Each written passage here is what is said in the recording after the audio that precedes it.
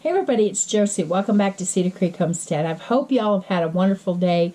And yes, I'm sitting in front of the dresser again on the floor in my bedroom. We're having flooring work done out in other parts of the house. And we've got all kind of stuff going on out there, so it's noisy. And so I've just kind of slipped off in here and I'm going to do a quick little video for you. Just a minute ago, I had Hallie on the other side of the door crying to get in.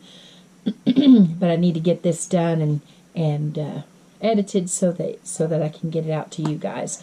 Again, I apologize for not having a video yesterday, but that hot water heater went out over the weekend and Sunday when I got home from church, and it didn't actually go totally out as far as heating water, but it's getting taking longer and longer and longer for it to heat, and it sprung another leak, and so that's why we're having to have some of the flooring redone.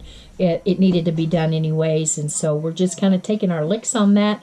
We're not on here complaining. That's just part of life, and when we get it done, the floors will be good to go, and they should last me a good long while. We're actually putting down a thicker 3/4 inch plywood and getting rid of that cheap stuff that they oftentimes put in the flooring of mobile homes. And so this going down should last me a long, long time, and I'm thankful and I'm grateful for that. So anyway, I'm in here in the bedroom. You might possibly be able to hear Howie. He is wound up and he's having fun, but he's having a hard time staying out of the Christmas decorations and keeping his little hands out of stuff, and so he's going through some growing pains with that. But I thought tonight that we would talk about teaching them to give. And it's important for me and Blade and Cheyenne to teach Howie and Rowdy, and I'm sure it is for you guys too, to teach your kids and others that come along. You know, sometimes it's adults that haven't, perhaps they join your church, they get saved, and they come to church, and they don't know anything. And so as far as the love of God and the generosity that Christians have, and sometimes they need to be taught. And so I got to thinking about that, and I thought, you know what greater gift can we give this year? We think of all of the things to put under the tree for our family members to open, our children and our grandchildren. But what greater gift can we give them besides pointing them to Jesus than to teach them to give? I will tell you that Howie and I, when Blade was little, we also had our niece Stormy here and raising her, and we love her very much. And we taught them to give by having them, as little children, pick out a Christmas present for each other. Now, it wasn't always easy for them to find something. A lot of times, when they were going down the toy aisle, they would forget that they were looking for each other and not for themselves. And so we would have to remind them that Stormy doesn't want a cowboy hat, or Blake doesn't want a doll, or whatever it happened to be that was the interest at that time. And so we always tried to get them to give a gift to each other, and that begins to instill the idea of it's not all about you, that you need to turn your thoughts to someone else as well. Now, it wasn't very many years of doing that they realized that, hey, I want to get this person a gift, or I want to do this for them. And it instills in them a desire to be a giver, to want to do for others. It's around the time that they're experiencing great anticipation for all of the things that's perhaps going to be under the tree, or they're going to get from grandparents or aunts and uncles, or from church, or wherever it is that they get gifts. There's lots of anticipation there. But if you can get them to stop for just a little bit and think about somebody besides themselves, and put a little bit of thought into somebody else this time of year, I think that we would raise children into adulthood that had other people on their minds, and they weren't so self-centered. when we teach kids to give, when we teach others to give, we have an opportunity to teach them a skill that they can use to make a gift, a present, or instill in them a desire to take a certain path as they get older. Now, when I was little, I went to a elementary school. The elementary school that I went to is still there today. In fact, it's on the historical registry now, and it's still used as an elementary school. When I went there, first and second grade was in the same class. Third and fourth was in the same class. Fifth and sixth were in the same class. The kindergarten was downstairs in the basement, along with the gym and the cafeteria, and it was a really neat school. But one of the things that they did was an opportunity arose for us to give a gift to our mothers. Now, I know that we're discussing Christmas here, but this little gift came to my mind, and how they instilled in us the skill. And we went to the basement, down to the cafeteria, and some of the cafeteria ladies got together with the teachers, and they helped us to make strawberry jelly, and we made them in these little cups. Now, this was back when this was still an approved method, and you poured paraffin wax over the top and sealed the cup up. So we all got to take home a little cup of jelly to our mamas for Mother's Day. And that began to stir in me, along with seeing my granny can, a want to be in the kitchen and to learn those things. I loved it. I was just in the first grade, and I loved the opportunity that we were given. And I think that anytime that we have an opportunity to teach kids skills that they in turn can use to bless other people is a wonderful thing. The next way that we can teach children to give is actually by giving money. Now, one thing that we did with Blade growing up, and I keep going back to Blade because that's the example that I have, was when we were out and about during the Christmas season, and we'd go to different places to shop or whatever we were doing, and you'd hear the bell ringers and with the red kettles, and we always tried to make sure that Blade had just a little bit of money to drop into that kettle. Even if we took it out of our pocket and gave it to him to give, we still wanted to instill in him that giving to others. And it was an opportunity for us to explain that, yes, we don't know who those persons are that benefits from that money in that red kettle or whatever charity that we were given to.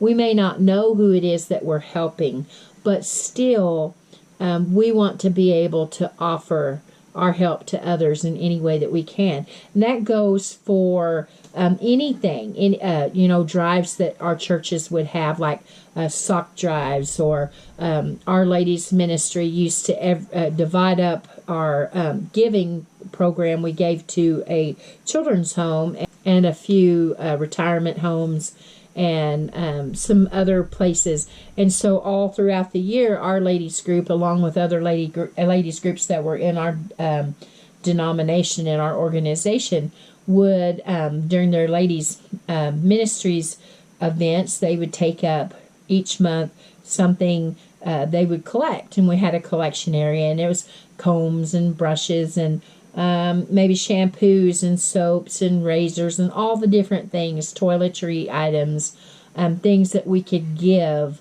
Maybe we weren't able to give a lot of money, but all of us pitching in together was able to give a very nice gift. And then all the churches came together for usually a yearly women's ministries event, and we would bring all of our offerings together and get to bless those organizations with the giving that the ladies had gathered all throughout the year. And there's opportunities for us to do that with our kids. It's really easy to start, can drives or sock drives or, even toy drives. It's important for them to be able to give even if they don't know who it's going to.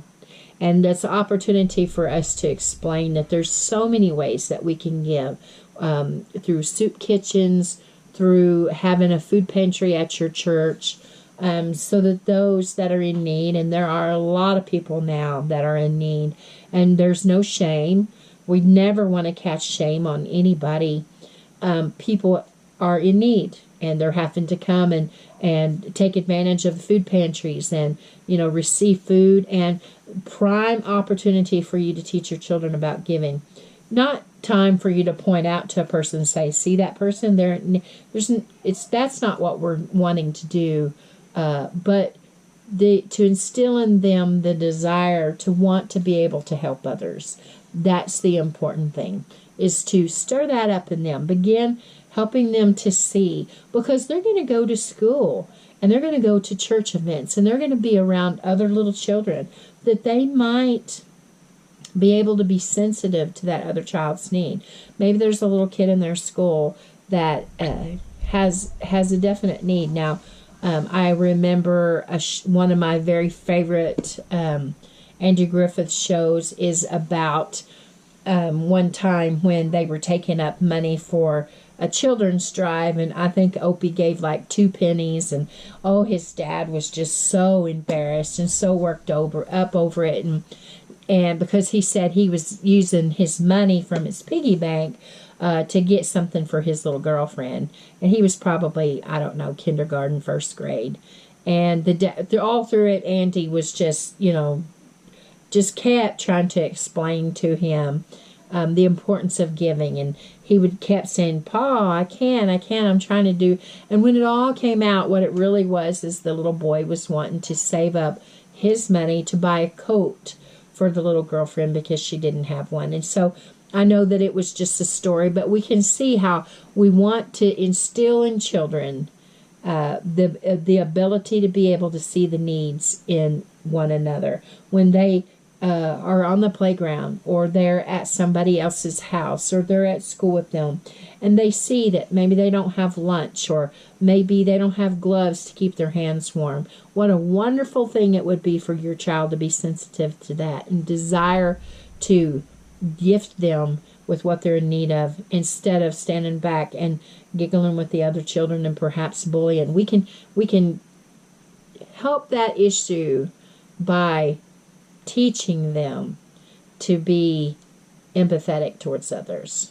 Another time in our church life, with Blade growing up, he was saving up money to buy himself an electric guitar. Now, we had all intentions of, helping on the side when if he didn't have enough money to pay for it, but we felt like it was important for him to save some money to go towards it.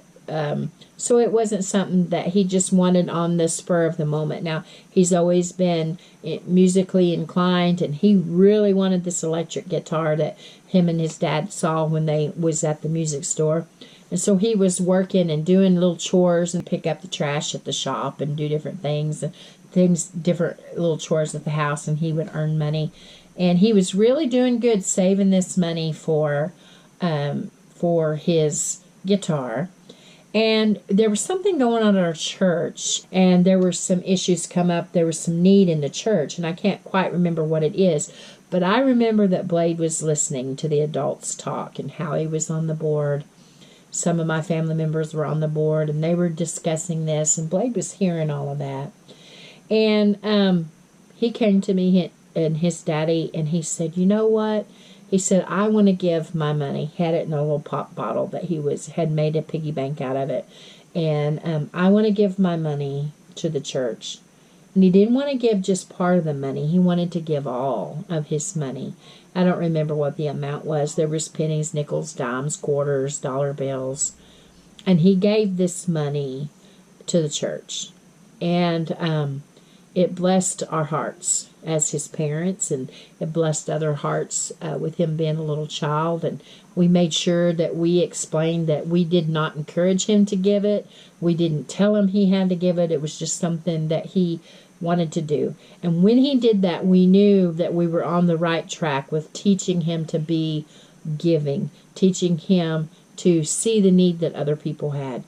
And Howie was a great example of that. He had customers all down through the years that the Lord would just impress upon him to not charge that individual for whatever reason. And we never asked about their finances or anything. It was just something that Howie would feel, and he would be obedient to that. The Lord speaking to him, and we were never short. The Lord always blessed. So that leads me to the next thing, is to be an example to your children. Let your children see generosity in you. Let your children see you giving, and you not with your hand out expecting something in return, because they're watching and they're listening and they're taking those lessons in, whether you think they are or not. They're watching. Teach them to give without wanting the attention put on them for being a giver. How wonderful it is to be able to give and give freely because you have a desire to help. Whether it's, it's not always money. A lot of times it's not money at all because, money's tight. But it might be groceries. The Lord may lead upon you. Well, next time you're at your pantry, he may say, hey, you know what? The Jones family are having trouble. They're not letting everybody know, but they're having a little bit of trouble. Why don't you gather up some peanut butter and maybe some of that jelly, and hey, over there is some corn and some green beans. You've got some extras of that, and just put a little bit of stuff together, a bag of flour or sugar or coffee, whatever it might be, and take that. And you don't have to make a big presentation in church. In fact, you'll be blessed a lot better if you don't make a big presentation. You just gift that. Maybe put it, if their car's not locked at the church, open the car door and stick that bag of groceries in there and just walk away and pray over it and let the Lord bless them. And you'll be blessed in return. Now, I want to read a verse to you. You guys know how I am. I hate to try to get it from memory and mess it up. So I want to read Ecclesiastes 11:1 to you. Cast thy bread upon the water, for thou shalt find it after many days. When I was young, there was a song, keep on casting your bread upon the water. And that was a reminder to keep doing good, keep being generous, keep giving, keep doing these things, and not expecting it. Not expecting a big return. Not expecting someone to give you an attaboy for it. Not expecting all of this high praise and everything because of your giving. Just give. Cast that bread upon the water. The Bible says that you'll find it after many days. Sometimes we'll give. We teach our children to give. We'll give, they'll give, and forget all about it. And that's the best thing in the world to do, is just forget, go on. We did it. We honored what the Lord was speaking us to do, and go on about our way. And you know what? It's not long, and something will come to your memory. Something will happen. A bill will be paid. Somebody will do something for you, and instantaneously you'll remember that you gave. You did something. You were generous. How awesome it would be to teach our babies to do that same thing. They're watching us, and they're listening to us. They're learning from us. So let's be the greatest teachers that we can be, the best that we can be. This Christmas season, I'm not saying go out and spend a bunch of money on gifts. That's not what I'm saying at all. But we can be giving. We can be loving. We can be encouraging. Give of our time. Give of our attention. And teach those babies to be givers. You won't be sorry when you see them reach out to their peers, those around them, and give without expecting anything in return. When you see them touched by the needs of someone else, you'll be glad. You'll be glad that you taught them to be like Jesus. Well, okay, guys, until next time, this is Josie. I love you guys. I really do. Keep looking well to the ways of your household. work on those babies, teaching them to be givers, and you be giver yourself. Until next time, we're gone.